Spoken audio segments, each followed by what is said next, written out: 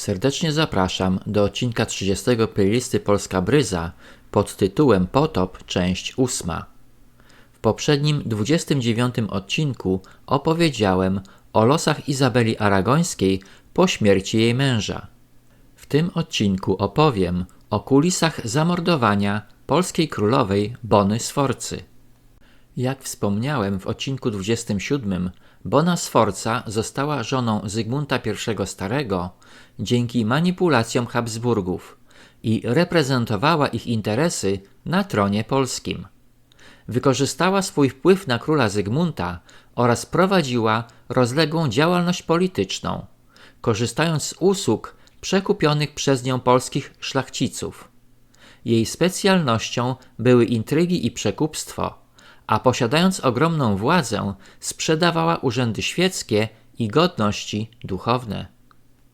Habsburgowie od samego początku zaplanowali małżeństwo syna Bony, Zygmunta Augusta, z Elżbietą Habsburżanką, a kiedy ta zbyt wcześnie odeszła, doprowadzili do śmierci jej następczyni, Barbary Radziwiłłówny. Nie bezinteresownie Bona zaproponowała na kolejną żonę syna Katarzynę, księżniczkę austriacką, młodszą siostrę pierwszej żony Zygmunta Augusta, Elżbiety.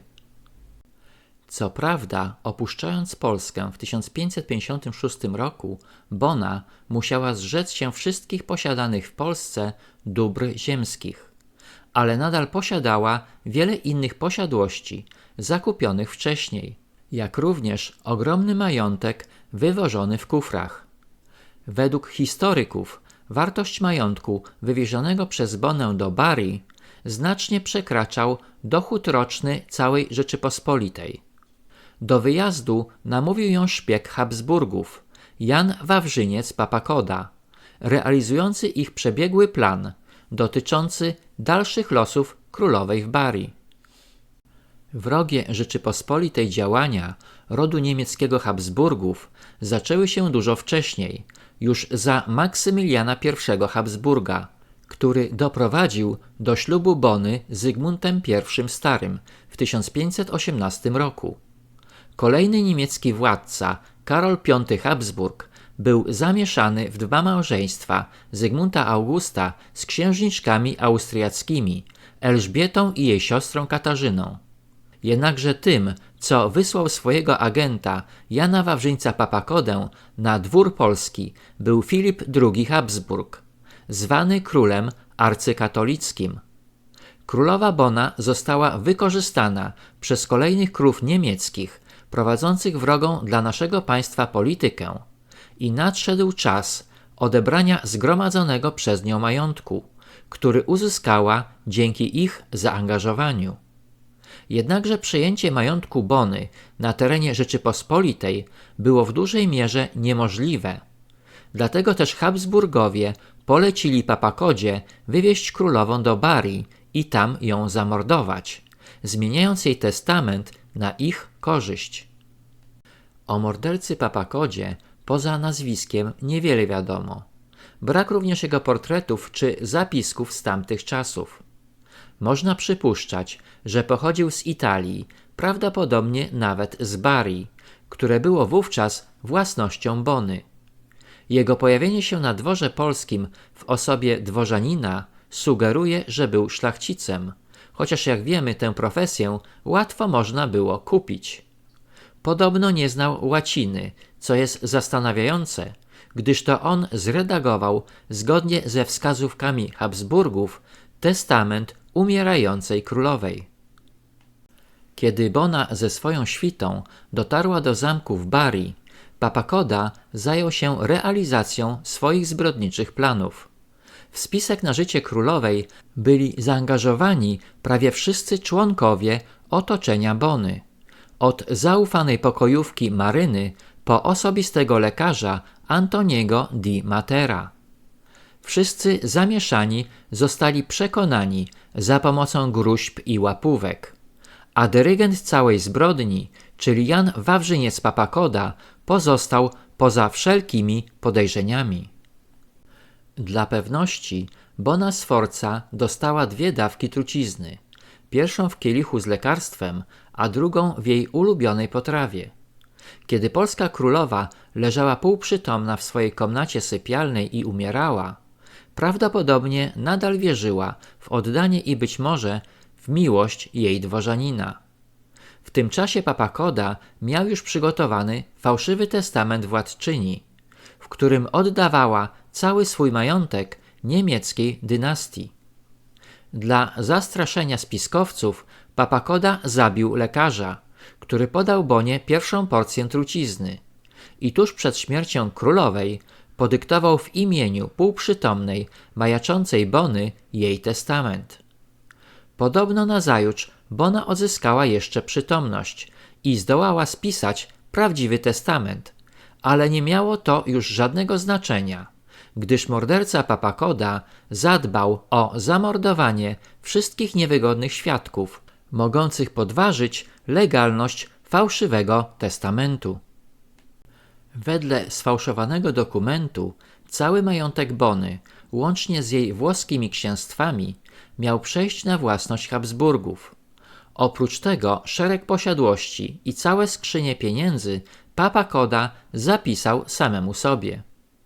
Anulowany został też zwrot pożyczki udzielonej Filipowi II przez królową Bonę w wysokości 430 000 dukatów i tylko niewielka część tego długu została po latach odzyskana przez Zygmunta Augusta.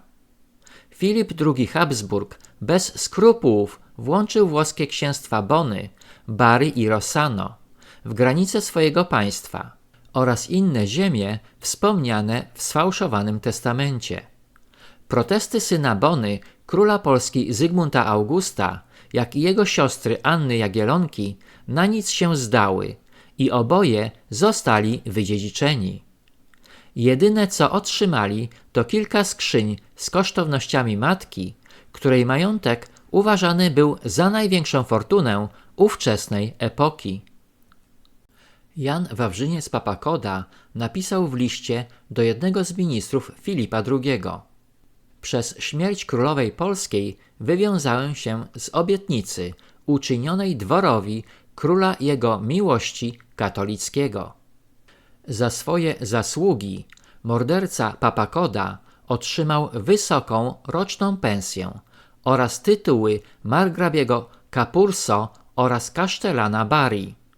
Nie należy zapominać o hojnych darowiznach dla papa Kody, które agent umieścił w sfałszowanym dokumencie, oraz o prezentach od Habsburgów z adnotacjami za wierną służbę dla polskiej królowej.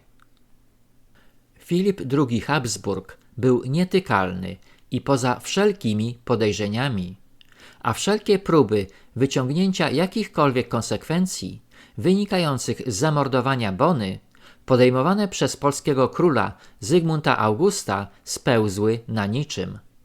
Nie mogąc udowodnić papa Kodzie winy za zamordowanie królowej, dyplomaci Zygmunta Augusta zamiast skargi o morderstwo próbowali obciążyć go ciężkimi występkami przeciwko religii katolickiej. Ich działania mogły przynieść skutek, gdyż o winie agenta miał rozstrzygać Najwyższy Trybunał Inkwizycyjny w samej stolicy apostolskiej. Podobno istnieje zachowana cała dokumentacja procesowa, licząca przeszło 530 kart, spoczywająca w przepastnych archiwach Kongregacji Nauki Wiary w Watykanie. Jednakże do tej pory nie została ona szczegółowo zbadana. Tajemnice Watykanu są ściśle strzeżone, szczególnie kiedy dotyczą na przykład potężnej niemieckiej dynastii Habsburgów.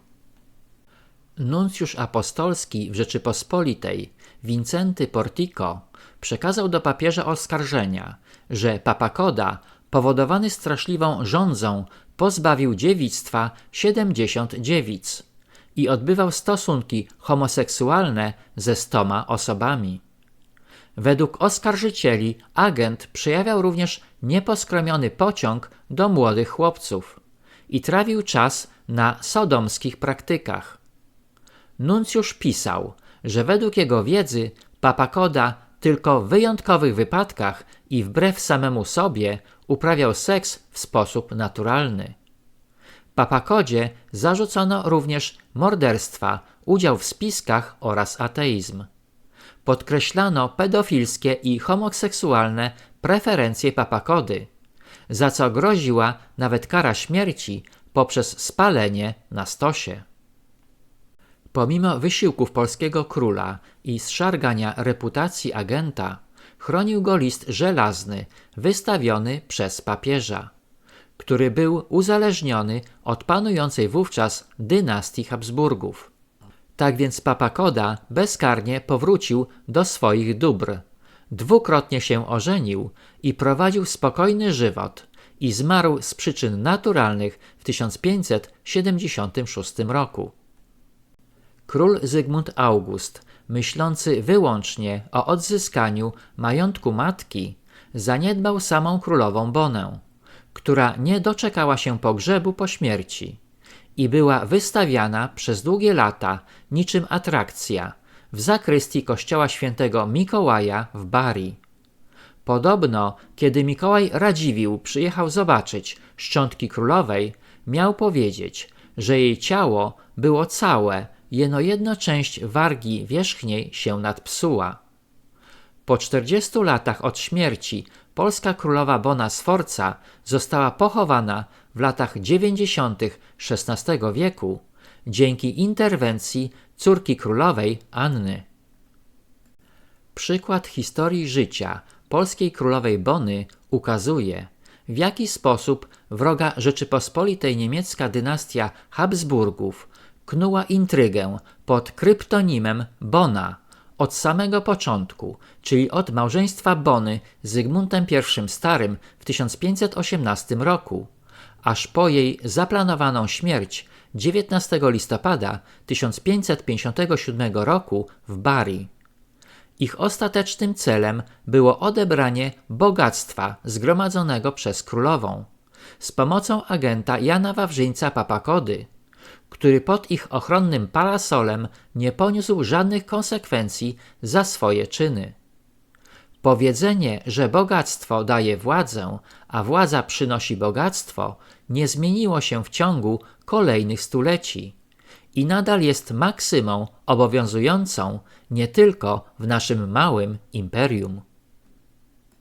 Dziękuję za wsparcie kanału przez Bajkofi.tu. Proszę nie zapominać o subskrypcjach, polubieniach i komentarzach. Na tym zakończę odcinek 30, w którym opowiedziałem o zamordowaniu polskiej królowej Bony Sforcy. Serdecznie zapraszam do odcinka 31 pod tytułem Potop, część 9.